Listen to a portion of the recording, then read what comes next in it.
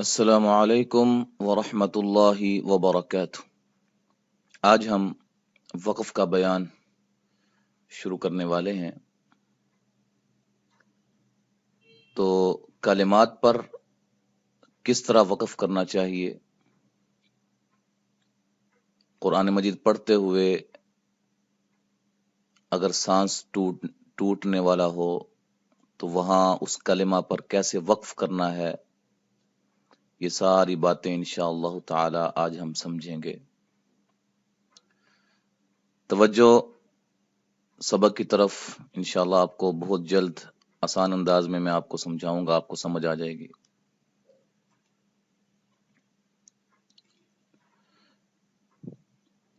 Number ایک چیز جو آپ نے سمجھنی ہے، کسی کلمہ کے آخر میں دو زیر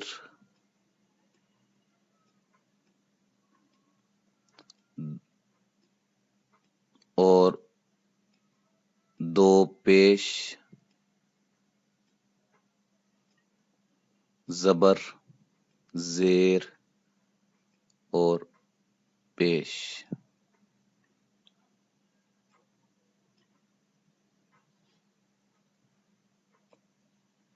کھڑی زیر الٹا پیش، یہ چند چیزیں میں نے آپ کے سامنے لکھی ہیں۔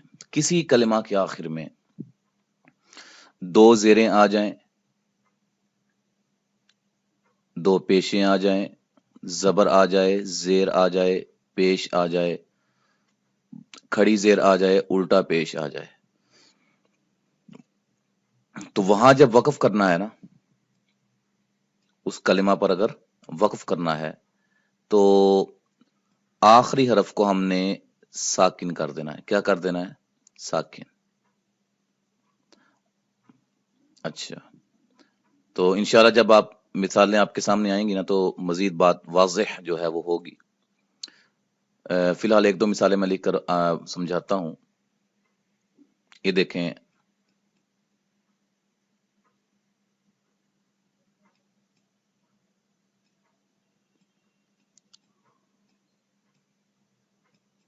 مالکن، مالکن کے آخری حرف پر کیا ہے؟ دو پیشیں ہیں، دو پیشیں۔ تو یہاں وقف کیسے کریں گے؟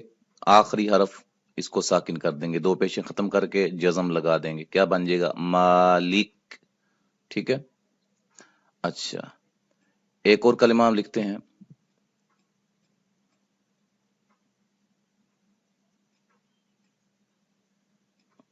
فالقو۔ یہ آخر میں کیا ہے؟ پیش۔ وقف کی صورت میں کیا کریں گے؟ پیش کو ختم کر کے جزم لگا دیں گے، فالق۔ ٹھیک ہے۔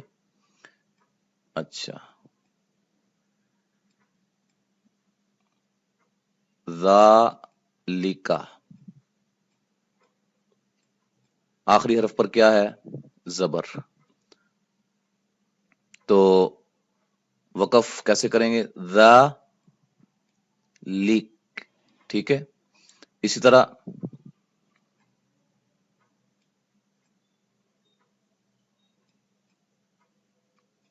آخری حرف پر کیا ہے؟ زیر، مالکی۔ تو وقف کیسے کریں گے؟ جزم لگا دیں گے، زیر کو ختم کر دیں گے، کیا بن جائے گا؟ مالک۔ ٹھیک ہے۔ ایسے ہی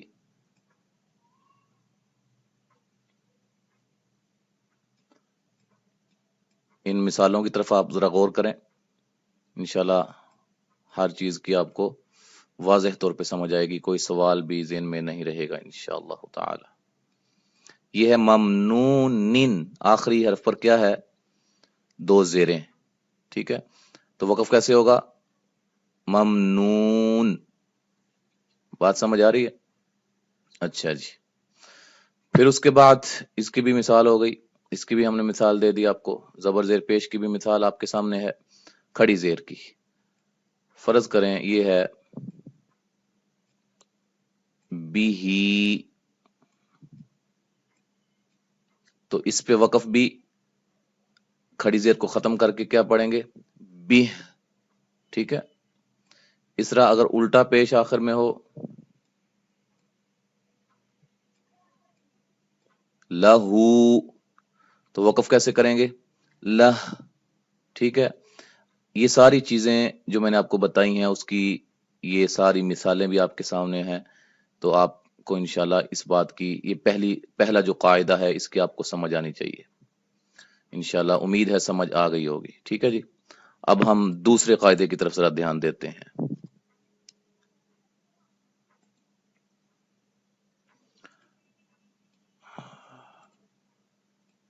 نمبر 2، ٹھیک ہے جی. کسی کلمہ کے آخر میں آخری حرف پر اگر دو زبر ہوں، کیا ہوں؟ دو زبریں، تو یا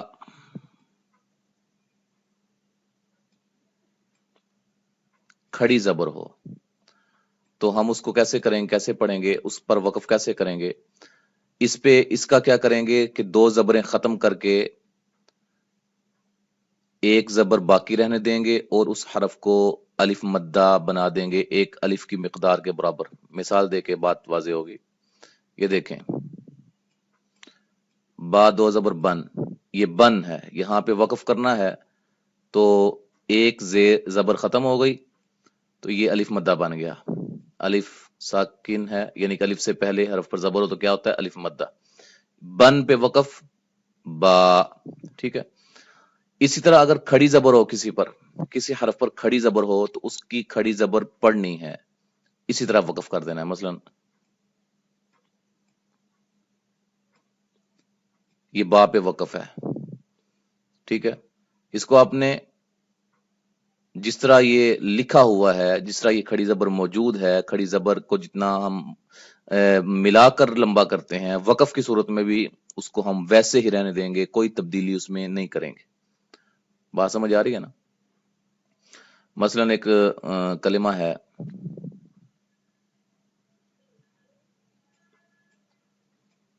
یخشا، یخشا، اس کو ہم یخشا ہی پڑھیں گے، یخش نہیں پڑھیں گے. یخش نہیں، یخشا ملا کے پڑھیں گے پھر بھی یخشا، ٹھیک ہے. اچھا جی، تو یہ قاعدے کی بھی آپ کو انشاءاللہ سمجھ آ گئی ہوگی. اسی طرح تیسرے قاعدے کی طرف ہم توجہ دیتے ہیں.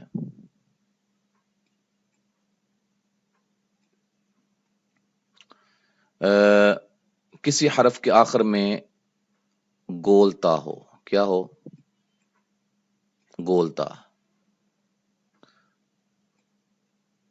خواہ اس کے اوپر دو پیشیں ہوں، دو زیریں ہوں، دو زبریں ہوں.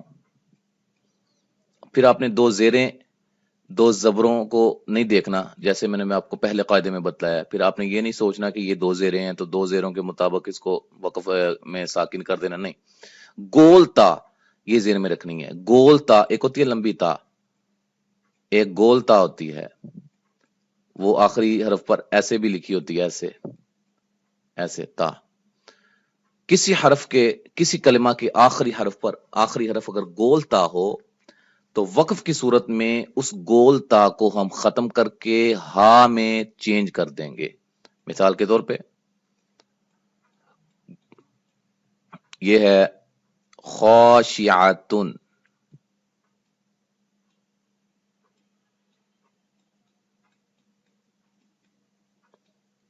خاشعاتن. اب یہ گولتا ہے، گولتا ہے تو وقف کی صورت میں ہم کیا کریں گے؟ اس گولتا کو ہا میں چینج کر دیں گے، تبدیل کر دیں گے. گولتا نہیں پڑھیں گے، ہا بن جائے گی وہ. خاشعات نہیں، خاشعہ، ہا کی آواز پیدا ہوئی، ٹھیک ہے. تو یہ تیسرا قاعدہ میں نے آپ کو سمجھایا ہے. انشاءاللہ اس سبق کو لے کے ہم جو ہے وہ چلیں گے اگلے سبق کے ساتھ، بلکہ اسی سبق کے ساتھ میں دوبارہ انشاءاللہ حاضر ہوں گا. السلام علیکم ورحمۃ اللہ وبرکاتہ.